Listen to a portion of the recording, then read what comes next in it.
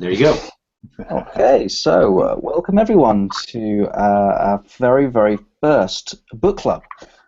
This is something which will hopefully go swimmingly well, just like all our other virtual jug sessions. But obviously, as this is our first session, we would love feedback from everyone on the session, similarly as I'll ask all our panel members. And it would be great to understand how we can do these better, what worked, what didn't work. What I'll first do is just say a very, very quick hello to everyone on the panel. So first of all, let's start with Josh. Hey Josh, how are you doing? Great. Good morning or good That's great. evening, whatever. And it's great to see you have a very topical shirt on today. Yeah, it seemed like the right one to wear. Yeah, absolutely. So just for those who I can't believe people have never heard of Josh Bloch, it's great to have another rock star on, of a kind of, I guess, similar style to James Gosling in terms of what these speakers and people who appear on the virtual jug have achieved. Josh was a Sun Microsystems employee from 96 to '04, pretty much working from version 1.1 of Java all the way up to version 7. And Josh wrote the first edition in '04 of effective Java. And then since '04, Josh moved to Google till 2012, I believe, still working on Java. Um, at Sun, Josh did a whole bunch of work on the collections and on the library work in core Java, and Josh worked as a Java architect on the core runtime.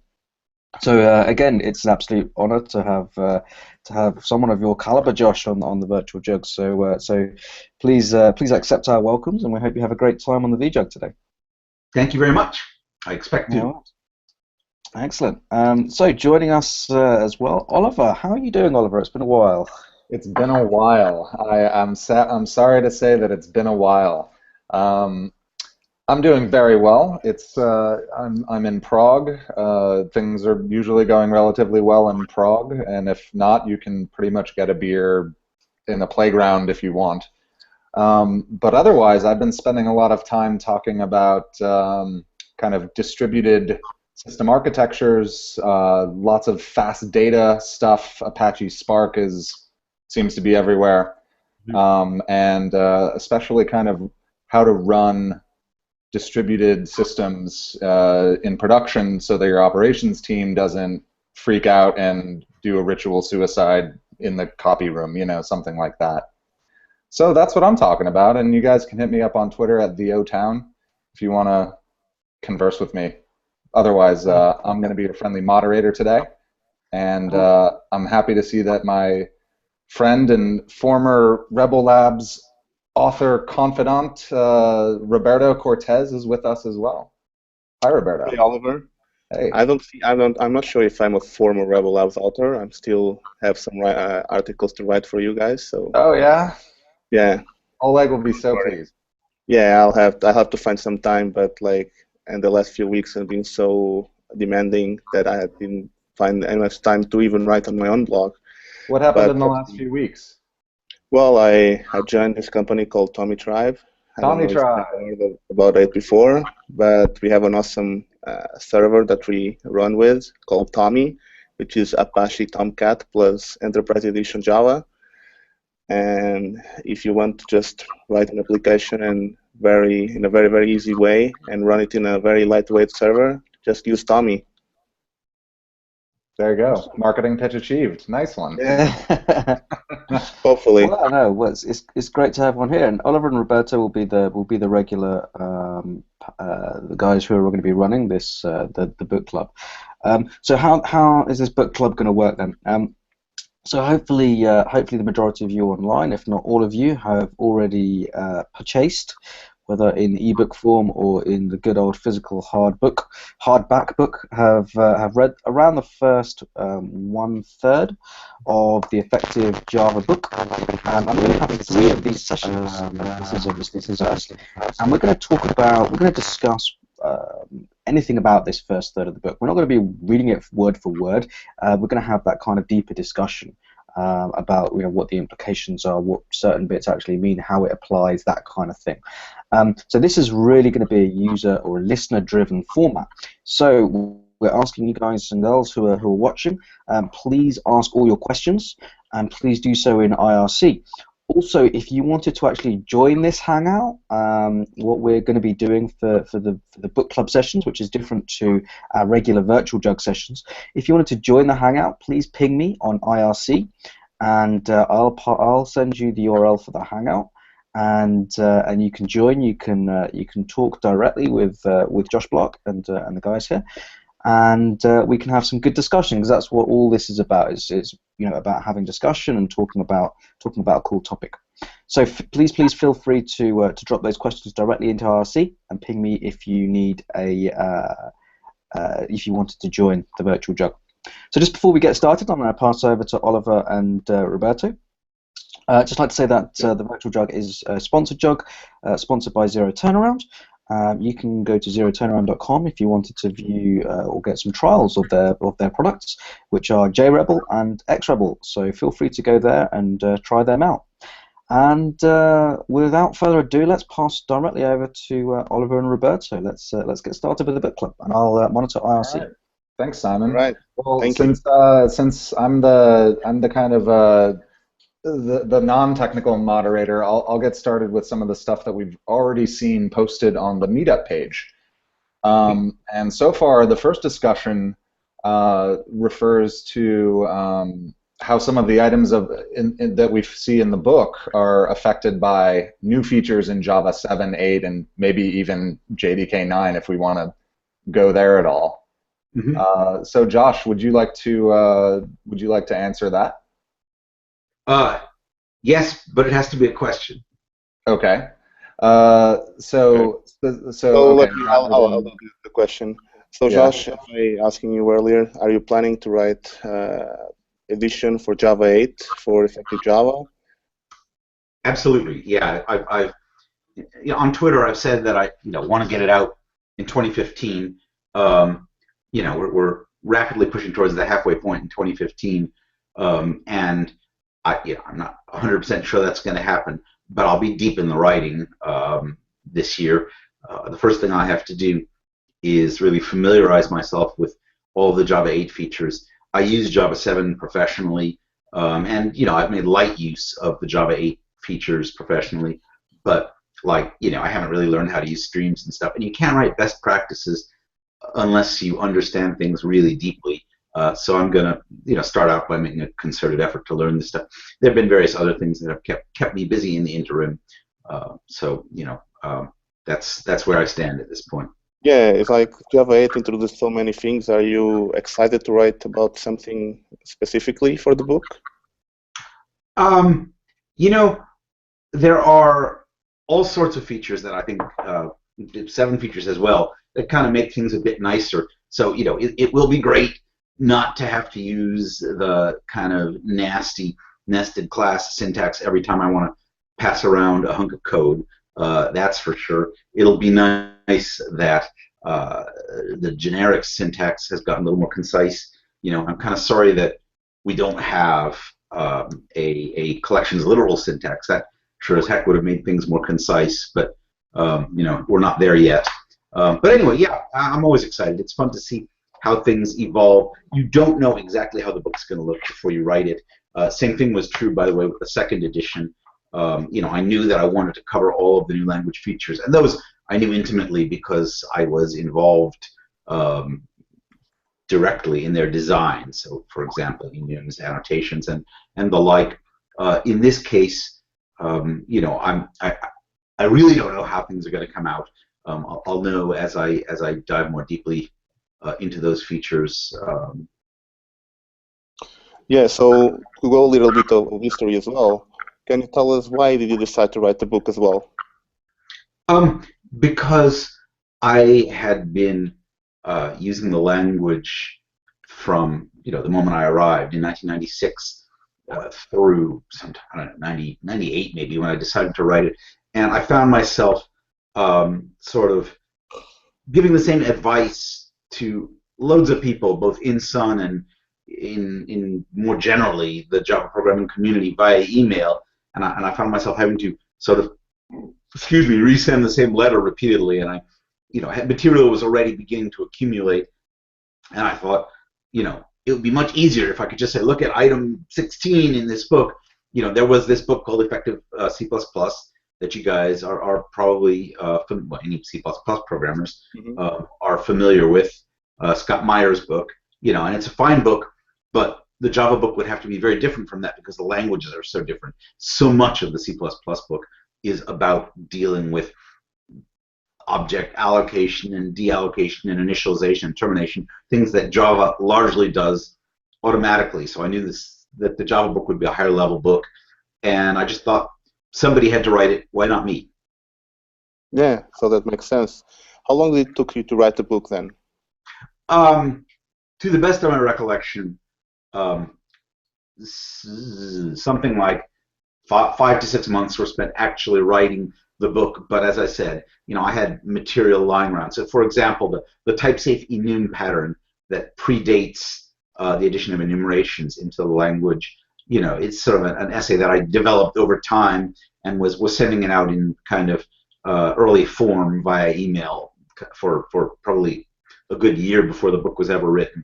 And the other thing is that I was still working for Sun, kind of working on probably the beginnings of Java 5 when I well, is that correct? I'm trying to think. I think that the first edition says 1.4 on the cover. So anyway, I was probably working on 1.4 while I was working on the book, but I did spend most of my time on the book for sort of 3 to 5 months. That's my answer. Oh, that's great. So you mentioned to us earlier that you were involved heavily in Java 5 with enums, annotations, collections, even for each. Is that correct? For each was my baby. I love small changes to the language that do not affect the type system, that do not increase the cognitive load, the cognitive surface area of the language, but simply make programs more concise, that allow programmers to do stuff they already did, but with fewer characters and more readably. And for each, I just knew the language needed that. There's just so much boilerplate was necessary to iterate over a collection. So my favorite language features are those that reduce boilerplate without increasing the conceptual surface area of the language. So like having you write that book about all these features and then you actually being a contributor to those features, do you feel that after writing the book you should have done something different when you developed those features? Yeah, the truth of the matter is no one's perfect, and there are to this day things which I think, why in God's name didn't I do that? So I consider for each a huge success. I mean, I think that and by the way, I don't say this about everything I do. The first language feature I added was assertions, and I consider them a huge failure. Sadly, nobody uses them. I use them. I like them, but I did not manage to make them part of Java's culture. For each, big success, but yeah, it's so stupid that I did not, for example, allow you to do a for each over a string and to return every character in that string, or more generally, when char sequence was added to the language. It's still really, really ugly and full of boilerplate if you want to iterate over the characters in a string. So that was a missed opportunity, and it was one that could have been corrected in any subsequent release. I wasn't at the first Sun and now Oracle for those subsequent releases, so I don't take responsibility for the fact that it wasn't added. I've suggested that it be added, but they've been busy doing what they want to do. So that's the way it is. Yeah, it's funny to hear those kind of stories. But now we're gonna pass a little bit for our audience. I guess Oliver wants to have questions, right? I'm having a little feedback. Anyone else? I wouldn't call it feedback. I'm having difficulty hearing, but it sounded to me like dropouts, like what happens, network congestion. So it should go away of its own accord, I hope. Okay. So a few minutes ago, we had a question from a gentleman named Monksy or Lady. Josh, how do you feel about Apache utilities, Guava, and Java 8 utilities for performing the hash code and equals code methods? The only one that I know well, so let me say, generally speaking, I love Guava. You know, the various parts of Guava that I've used just rock. And there is this one particular thing, and the funny thing is that I won't necessarily be able to come up with the name of it, that Jesse Wilson did for automatically generating them and doing it in a really clever way that makes use of annotations. And I think it's just great. But in fact, I like it so much I may try to search for it whilst I talk in my inbox so I can tell you the name of the thing. You know, I think that Java requires way too much boilerplate when you are making your own value class, and I think that, you know, it's sort of lovely that you don't have to do that anymore. You know, I can't give sort of a comparison of all the different ways and say I don't like this one because I haven't used them all. I don't like making stuff up, but I do know one of them, and I'll try and tell you the name of the one that I do like. Hang on. As I say, it's Jesse Wilson did it. Jesse Wilson. Yeah, from Jesse. Just a moment.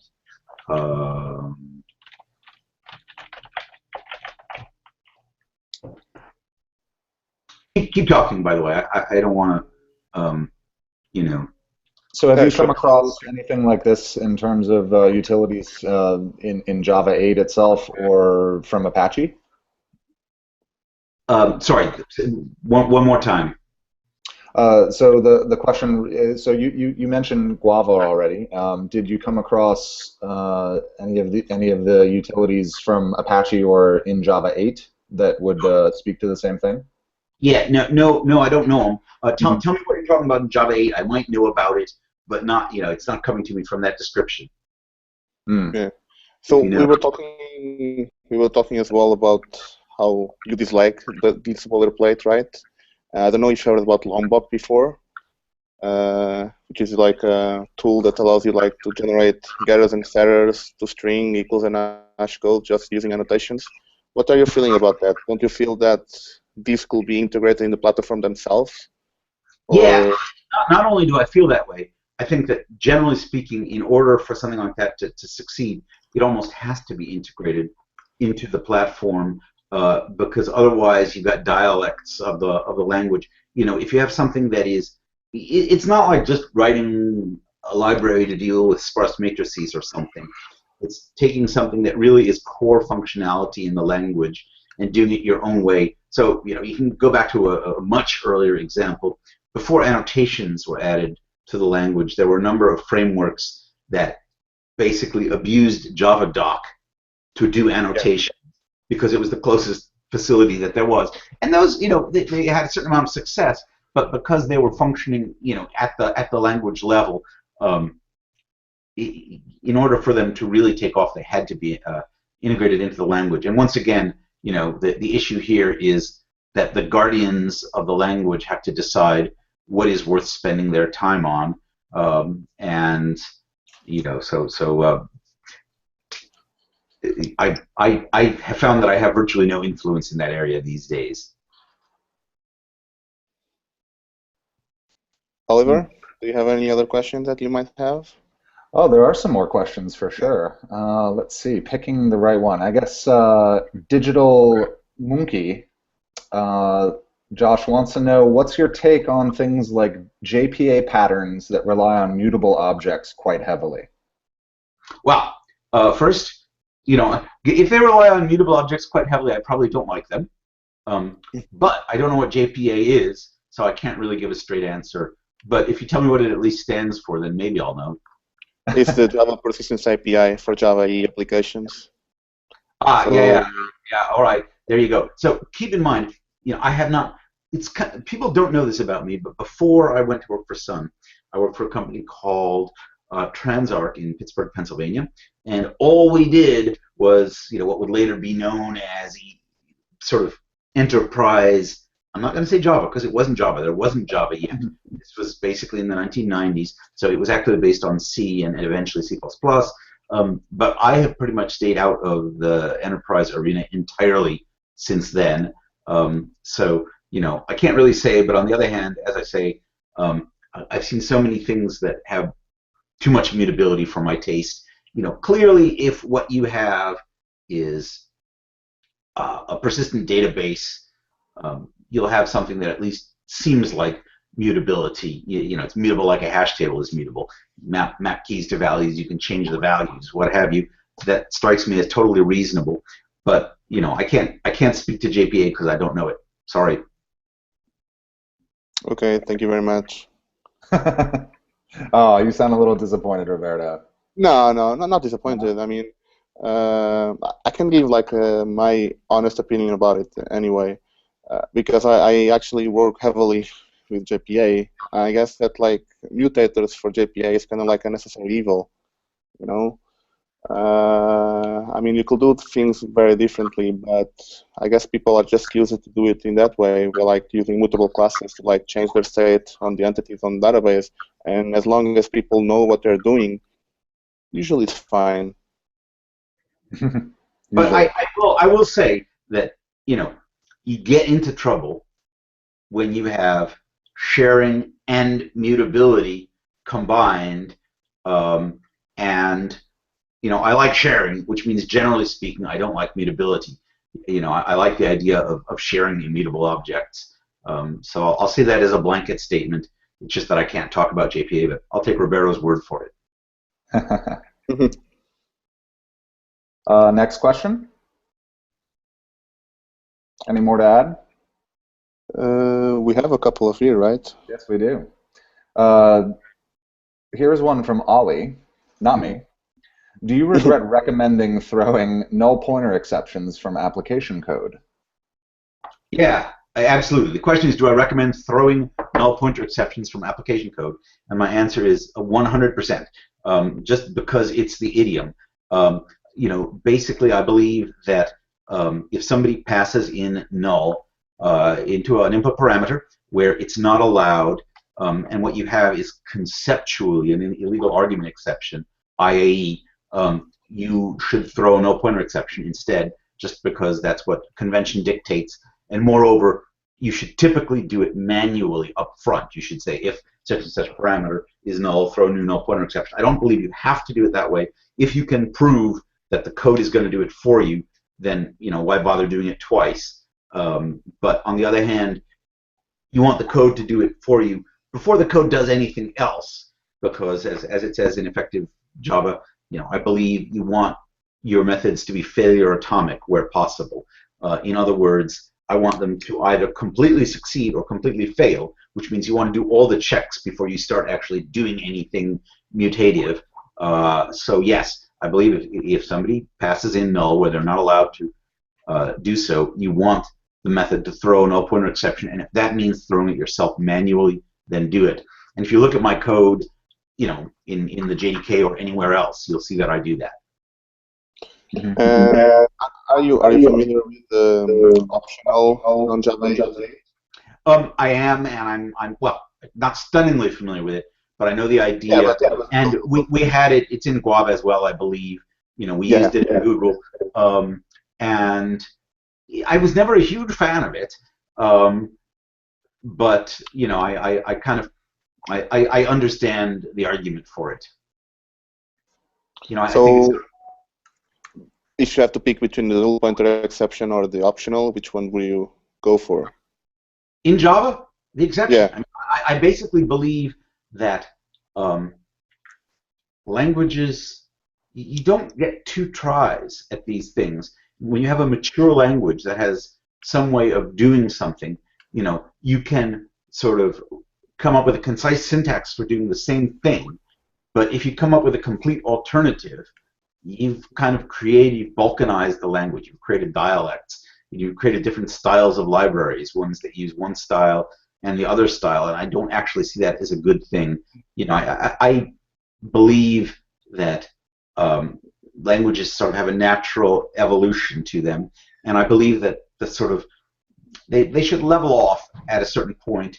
I think C is a great example of how languages should evolve.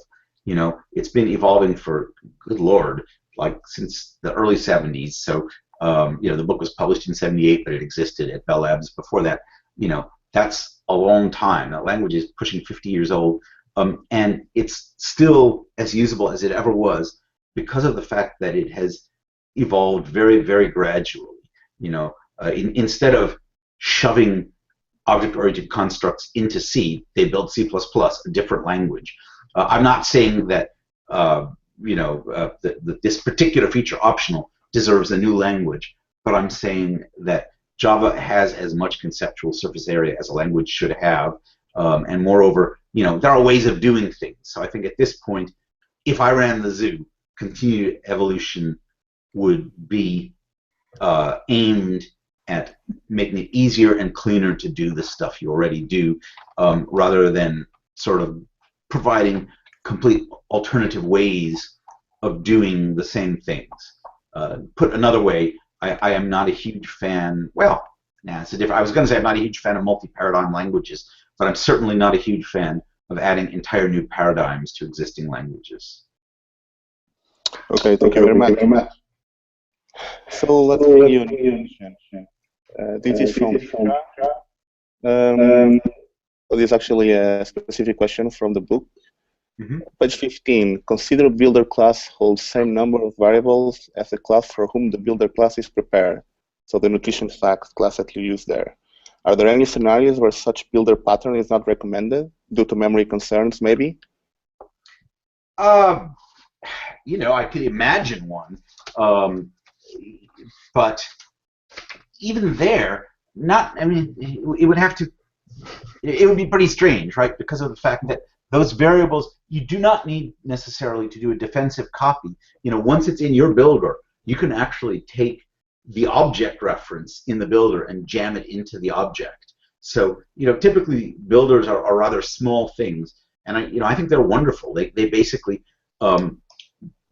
take something that would otherwise be exponential in size, the number of kind of creational methods necessary to give you complete control over what you do and don't want to specify, and reduce it from exponential size to linear size, where you just have one method on the builder for each of these optional parameters. So, you know, I've never found myself in a situation where builder grew unwieldy due to the amount of storage in the builder. I have many times found myself in a situation where I wished I had gone from kind of traditional creators, whether they be constructors or static factories, to builders earlier. You know, because once you've got the builder, usually the abstract, the other creational methods become garbage. And you know what typically happens to me is that I realize, oh my God, I had this exponential explosion that I did not expect.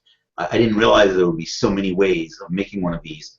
I need a builder. So generally speaking, you know, if you're going to go builder, go early.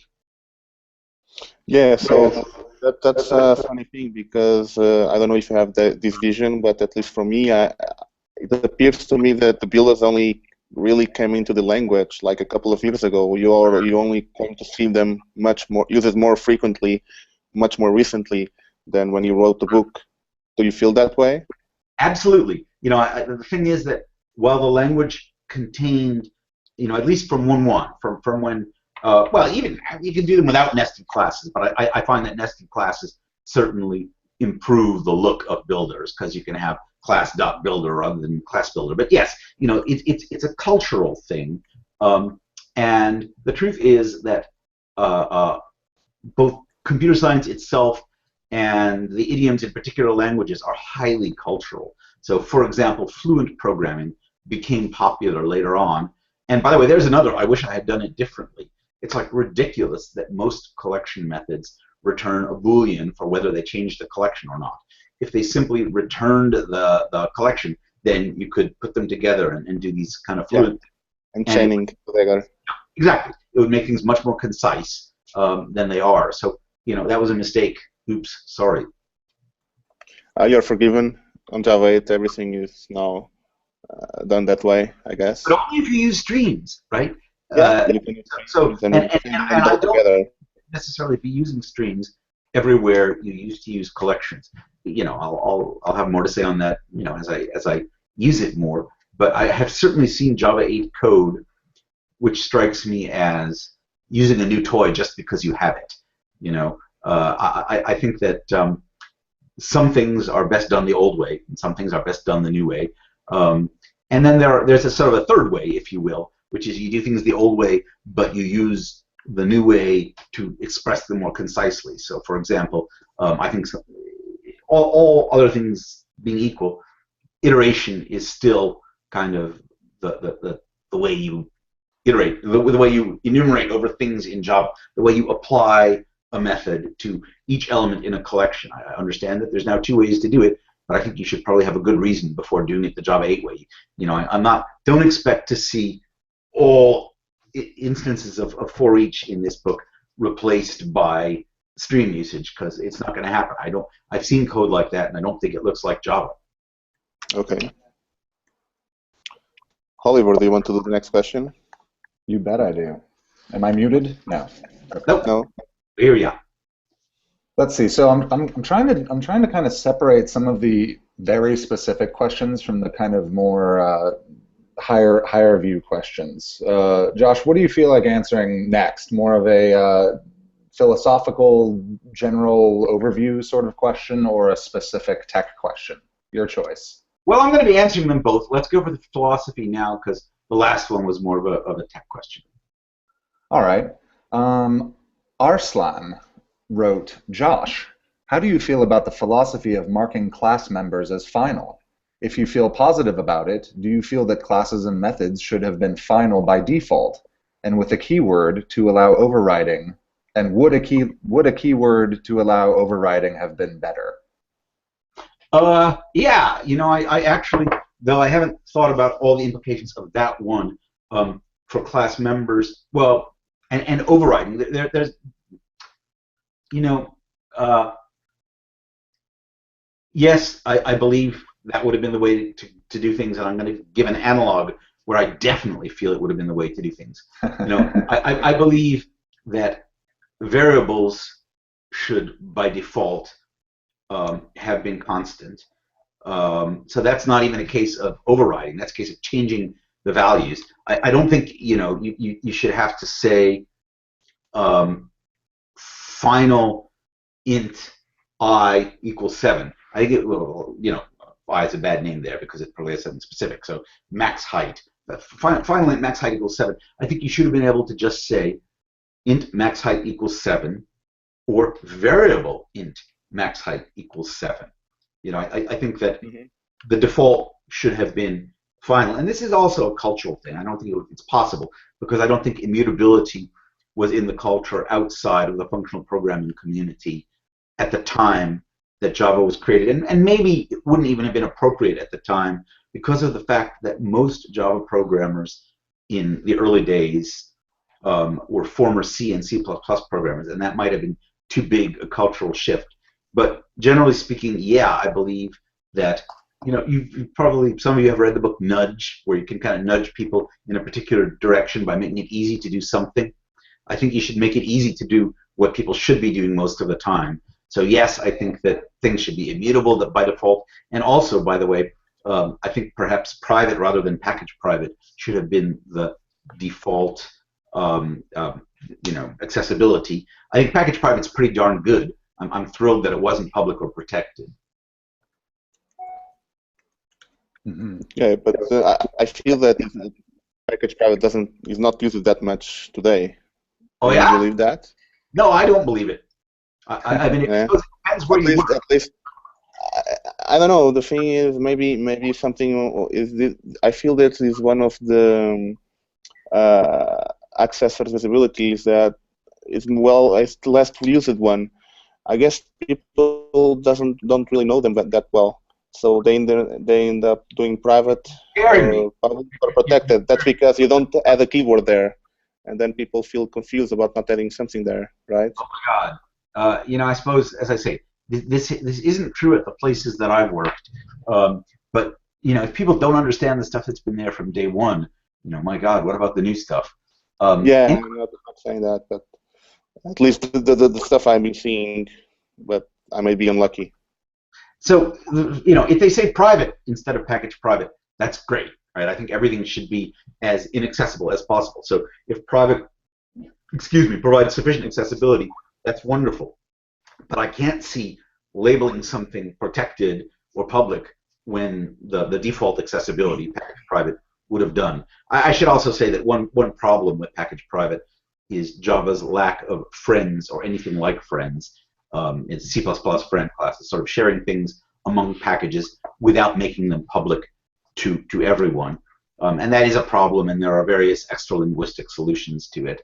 And it might have been nice to solve that one, but as I say, resources were spent elsewhere, and it's not an easy problem to solve. We have a very interesting comment here by Jane saying on C# and .NET libraries go in this direction, so you need to declare methods as virtual for them to override, and you can also seal the classes, so equal to final. And .NET standard libraries from Microsoft already have many sealed classes in their APIs. Yeah, no, it's awesome. Honestly, I think that there's been a lot of really good stuff going on in C# and .NET over the years. I can't say I've been following it all. I didn't know that, actually, but I think that's great. And that means, by the way, that there's real-world experience with it. And so you can ask a .NET programmer how well it works, but I would assume it works great. Oliver, do you have any more questions? I guess you do, right? I'm always with a queue of questions. All right. Okay. So actually, the next question is also by Janne, I suppose, maybe from Finland, because I know a Janne from Finland. Regarding item 11, the clone method. Yes. Given that many negative points have been made about the method, would you say never to use it? I stand by the advice as I remember it in the book, which is, use it for arrays. It's a fast way to copy an array, and that's about the only time you use it. And by the way, it's also correctly typed for arrays because of the fact that arrays are, the sort of integrated into the language. So arrays of primitives, at least, where there's no question about whether you want a deep copy or something. So if you have a one-dimensional array of primitives and you want to quickly copy it, actually, not just primitives. When I think about it, suppose you have yes, if you want a shallow copy of one-dimensional array, just slam it out with clone. But yeah, I think clone's a disaster. And I don't use it. The question goes on to ask about, is there a good example for the right way to copy objects? I believe that things like copy constructors and copy static factories are the way to go, and I do believe I have examples of that in effective Java. But it isn't rocket science. For the most part, you just run down the fields that describe the object and slam them into the new object, doing defensive copies as necessary for mutable fields, and that you're often better off doing it with sort of private constructors because of the fact that if you have an already constructed object, you know that it obeys all of its invariants, so you don't have to check for those invariants again.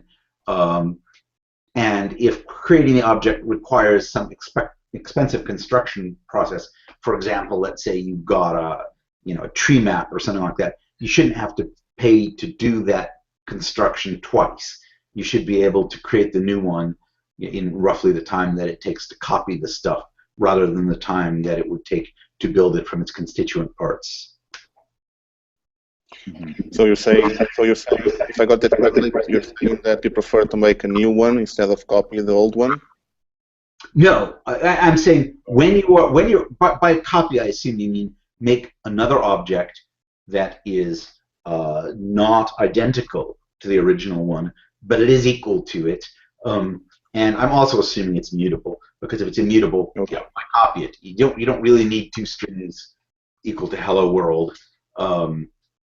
So you've got this mutable thing. Really, what you're doing is you're basically taking its content, and you're making a copy of the content, and you share what you can, right? I mean, if something is immutable, then just use the same object reference.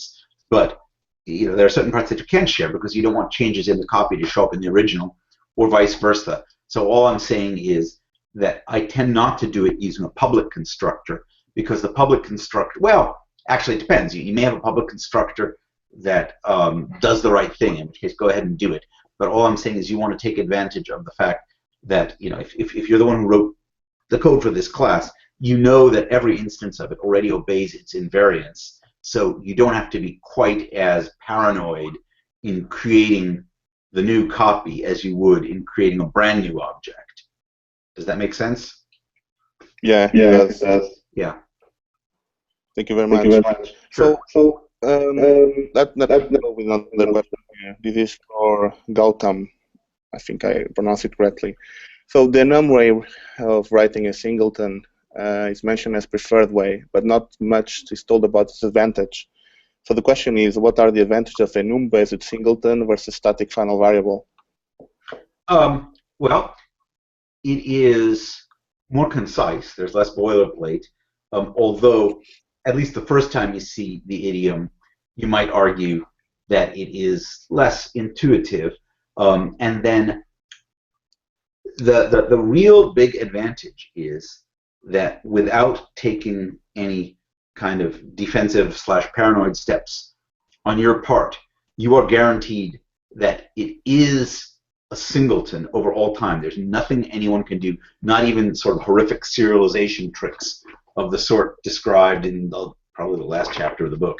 There's all these ways of taking an object, serializing it and deserializing it to corrupt the invariance of the underlying class. You don't have to worry about that if you use enum, because the language guarantees that you won't be able to do that. There is a linguistic guarantee that an enum will never contain any more elements than you declare. That is, that the enum's sort of critical invariants are guaranteed by the language. So if you do an enum-based singleton, then the singleton property of that singleton is guaranteed by the language and at no cost to you. It's like so easy to do it. You just say, enum class name, instance name, and then give it any methods you want and any fields you want, and you're done. So it's just the most concise way to write a guaranteed singleton. Mm-hmm. Oh, awesome. Oliver, do you have a question you want to ask? Let's see. We still have quite a list.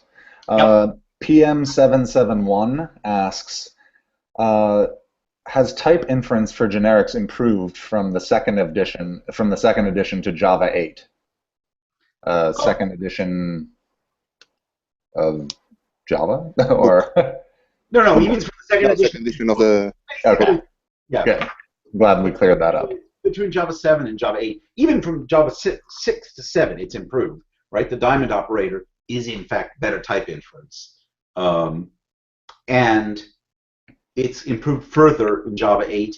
How much it's improved, I don't know, because I haven't played with it enough to know whether it fulfills its promise or not. As you know, type inference is a very difficult thing. And, in fact, I do know, I've come into, writing programs, I have run into places where it's not good enough, where I have to manually specify type information that I wish could be inferred. But I'm sure it's improved. The question is, how much has it improved? And honestly, I lack sufficient experience working with Java 8 to know kind of how much it's improved. To some degree, it's improved in service of the new. I mean, there's a reason they improved it, right? Basically, they improved it to make lambdas work. And the question is basically, how much do they improve the experience of working with generics outside of the specific use case of lambdas? I'll understand the answer to that before I write about it in the next edition of Effective Java, but I don't understand it today. Okay, thank you. So let's go back a little while here, because I think that this question came up when we were discussing like the new ways of doing things versus the old ways, and like combining them together. So there's a question here asking from Payush. I'm not sure if I'm pronouncing it correctly, but in which scenarios will you recommend using the Streams API? Sorry, I lost that due to network congestion. Say again. Oh, sorry. So in which scenarios will you recommend using the Streams API from Java 8 versus the Collections API, for instance? Clearly the Streams API is the way to go if you've got something that you are going to want to scale to many processors running on large scale, petascale data, whatever. That's what it was built for. So that's one clear use case where you're going to want to be able to very easily run in parallel. But keep in mind, that's a performance optimization, right? Mm-hmm. So the question is, will parallelism even buy you anything? Well, that depends what you're doing. So I would say there are clear cases where it's what you want to do, parallel processing large quantities of data, and there are clear cases where it's not, where it's what you don't want to do, processing the 7 strings that were passed into the main method. And then there's a large space in between. And my bias is, when in doubt, do it the old way, because that's kind of tried and true and understood by the bulk of the Java programmers. Whereas things really do look quite different when you do them with streams, and the semantics are probably subtly different as well. So, basically use it when you have a good reason to use it. And obviously, I'm not going to write about that topic until I can expand on that with some meat. Yeah, I might add that having the very best results using parallel streams usually when you have some kind of I/O waiting, when you're processing some stuff on the elements that you have, they really, really shine in that direction, in my opinion, at least. Yep. Is this something that is having something new come out with JDK 9? Anything with Streams API? I know that there's some kind of reactive stuff coming. Streams API, it's Java 8, not 9. Yeah, right. No, I mean for the next release. Without a doubt, they're going to be adding stuff to it. I mean, this is psychologically obvious. That is, as soon as you add a new feature to a language, it's always the case that release constraints won't let you put out everything you want, and next release, you are strongly drawn towards kind of correcting and expanding on what you've what you most recently put in. And it's good and it's bad. I mean, you take the thing and you make it fulfill its promise, but on the other hand, other long-standing problems tend to remain for one more release, because you've taken your limited resources and you've applied them to your new toy.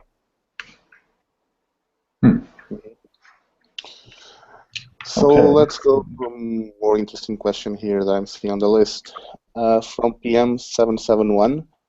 So what's your take on runtime bytecode modifications? They're magic. It's a kind of a sophisticated tool, and sometimes they're exactly what you want. I mean, let us say you are writing a profiler. Clearly, it's the way to go. Well, no, not clearly. I mean, I suppose statistical profiling is the best profiling, and I suppose it doesn't demand as much in the way of runtime modifications. I think that there are, when you need that level of sophistication, it's the way to go.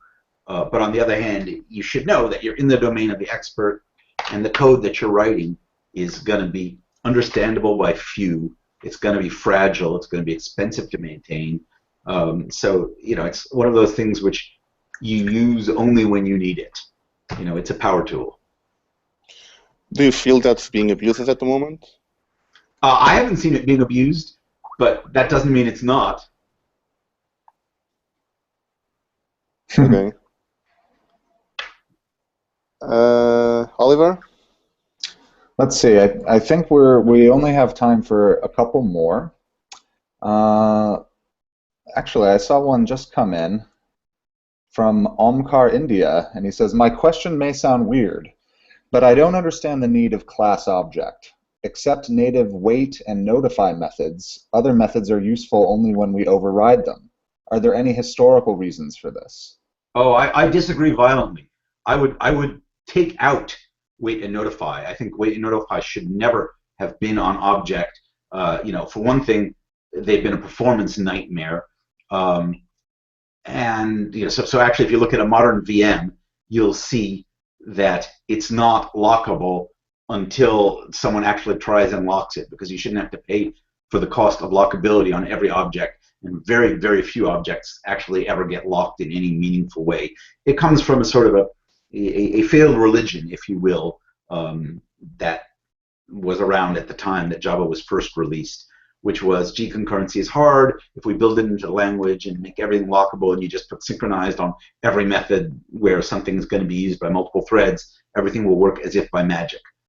That was false, and so I think that wait and notify should have been pushed off to a separate lockable interface. And if an object wanted to be lockable, you would have said implements lockable, or some such. But I think object is extremely useful, and if you look, historically, right, that's initially the way you used to do generics. So a vector is in fact a vector of objects, and it does abstract what is true of every object, and there are things you can do to objects without knowing what they are. You can kind of agglomerate them into a collection. You can compare them for identity, and the identity comparison and identity hash code are both very useful things. There's a reason. It's John Rose who did this, and it was very clever. That you have system.identity hash code, so you can access that identity hash code even on an object that has overridden hash code. And by the way, equality should have been the same way. That was definitely a flaw in the language design. The double equals operator should have invoked the equals method, and just as there is system.hash code, there should have been system.identity to let you do those identity comparisons. But I've seen tons of code that's broken because it uses double equals, thinking that it will get the overridden equals, that it will get some sort of reasonable equality comparison, and it doesn't. It's especially awful, by the way, on the wrapper types. On a capital I integer, you check for double equals when really what you want to know is, do these two capital I integer objects represent the same value? But it's not telling you that, and you can write code that appears to work, works 99% of the time, but in fact breaks when it encounters a couple of distinct integer objects that wrap the same int value. Yeah, fortunately, like Oliver and I usually already warn you when you have these kinds of code constructs, like using the two equals or instead of dot equals. Yep. So we have only one last question for you, because we're only running out of time. So even related with the object API.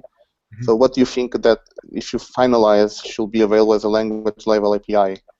As it is now, you can just override it without knowing the implications. Why not just make it private?